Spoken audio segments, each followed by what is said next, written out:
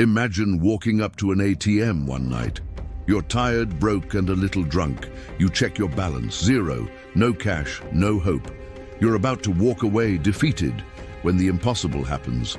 The machine, instead of rejecting your card, starts spitting out cash, real money, money that technically doesn't exist. This is exactly what happened to Dan Saunders, a regular guy from Australia who one random night stumbled upon a glitch that made him a millionaire. But this isn't just a story about money. It's about temptation, greed, and the moment when incredible luck turns into a devastating curse. Our story begins in 2011, in the quiet Australian town of Wangaratta. Dan Saunders had recently moved there from the bustling city of Melbourne, leaving behind his job at a casino, a world built on chance and easy money, to be with his girlfriend. He was now a bartender, living a simple, slow life. But one night, after a few drinks with friends, that simple life shattered. It was just past midnight. Dan was broke and needed cash. He stumbled to a National Australia Bank ATM. He had two cards, a savings card with a zero balance and a credit card maxed out at its $2,000 limit. He had just $5 of credit left. Drunk and desperate, he tried to transfer $200 from his credit to his savings. The screen flashed. Transaction failed. He sighed, about to give up. But something made him try one last time. He put his savings card back in. The screen read, "Balance cannot be displayed at this time." Weird. On a whim, he hit withdraw, entered $200 and confirmed. Then, click, click, whir. The machine spit out cash, $200. Dan froze. He wasn't dreaming. The money was real, warm in his hands. He grabbed it and went back to the bar. An hour later, he returned to the same ATM. He tried again. $200 low transfer, withdraw. It worked again. He tried $400, then $100. Each time cash poured out, he went home with nearly $2,000. The next morning he woke up, convinced it was a dream. But the cash was still there. He checked his online banking. His savings balance was still zero. His credit card was still maxed out. It was as if the money had appeared from nowhere. He waited for a call from the bank. Nothing. Days passed.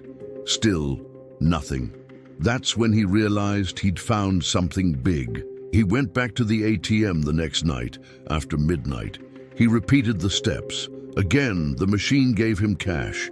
200, then 400, then 800. Each transaction officially failed, but the money kept coming.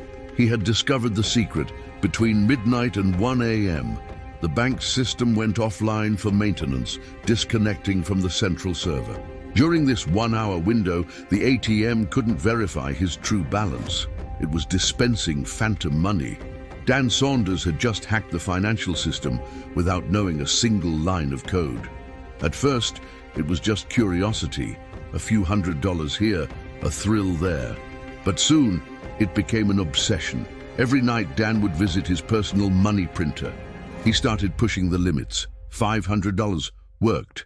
$10,000 still worked. He told himself it wasn't stealing, just borrowing. But deep down, he knew the truth. His life transformed. He threw lavish parties, paid everyone's bills, and became the guy with the bottomless wallet.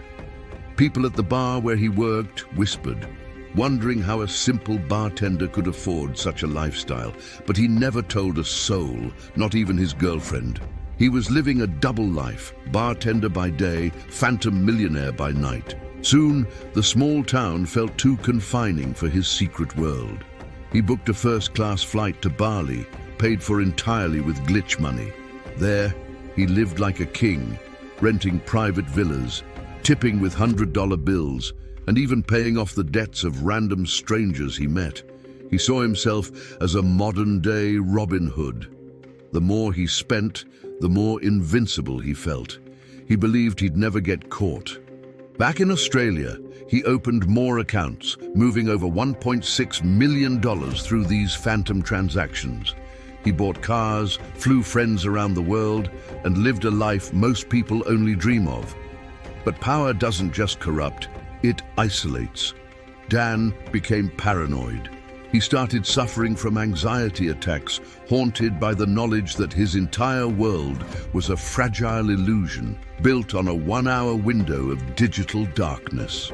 The money was a drug, and he was addicted to the rush. But like all highs, this one had to end. The illusion began to crack. He lost friends who grew suspicious of his unexplained wealth. His relationship with his girlfriend crumbled under the weight of his secrets. He was surrounded by luxury but felt completely alone. He started having nightmares where he was chased by the very ATMs that had made him rich. He realized something terrifying. It was never about the money. It was about the power, the feeling of outsmarting the system, and without that power he felt empty.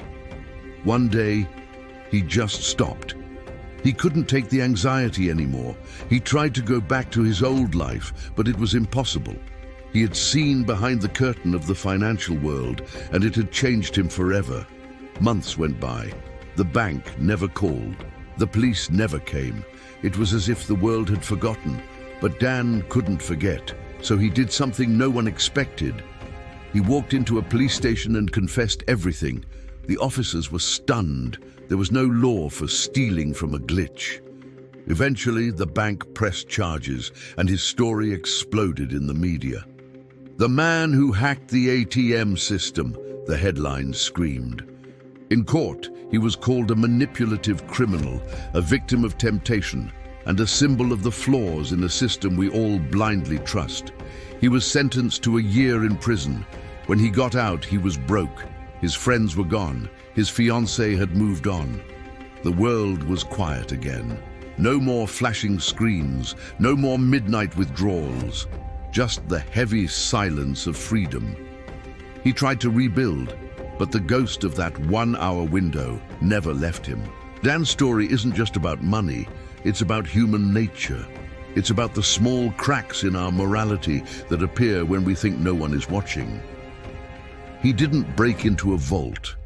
He simply found a door that was left open and walked through it. Years later, he spoke about his experience, not to boast, but to warn. He said, "I wasn't a genius. I was just curious. And curiosity, when mixed with opportunity, can be a dangerous thing." So the next time you stand before an ATM in the silence of the night, ask yourself, would you have walked away? Or would you have pressed withdraw? Because in the end, the glitch wasn't in the bank's code. It was in the human soul. Thanks for watching Shadow Quest. If this story made you think, don't forget to like, share, and subscribe for more journeys into the hidden corners of our world. Until next time, stay curious.